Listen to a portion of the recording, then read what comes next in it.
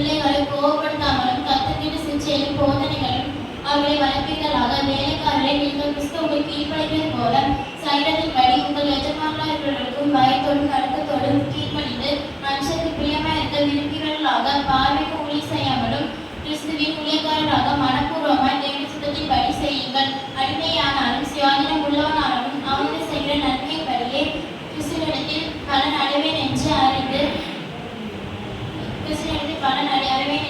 மனுஷருக்கு ஊழியம் செய்யவும் கர்த்தருக்கு தன் மனதுரை ஊழியம் செய்யுங்கள்.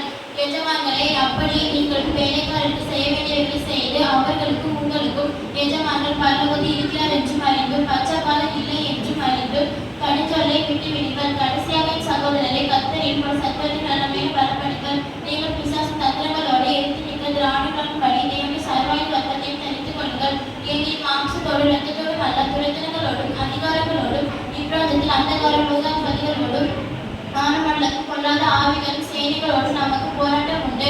ஆகிய தீங்கு நாளில் அவர்களை ஏற்றி நிற்கவும் சக்கரத்தை செய்து கொடுத்தவர்களால் நிற்கவும் திராணிகளின்படி தேவனுடைய சர்வாயுத வர்க்கத்தை தரித்துக் கொள்ளுங்கள். சத்தியம் என்னும் கச்சையை உங்கள் அறைக்குள்ளே கட்டினவர்களாயும் நீதி என்னும் மார்க்கவசத்தை தரித்தவர்களாயும் சமாதானத்தை சுவிசேஷத்திற்குரிய ஆயுதம் என்னும் பாதரட்சையை கால்களை தொடுத்தவர்களாயும் பொல்லாங்கனையும் அக்னியஸ்திரங்கள் எல்லாம் அவிழ்த்து போடத்தக்கதாக எல்லாவற்றுக்கும் மேலாக விசுவாசத்தையும் கேடகத்தை பிடித்துக் கொண்டவர்களாக செல்லுங்கள். ரட்சியையும் தலசிரம் தேவனுடைய வசனமாக ஆவின் பட்டயத்தை எடுத்துக் கொள்ளுங்கள்.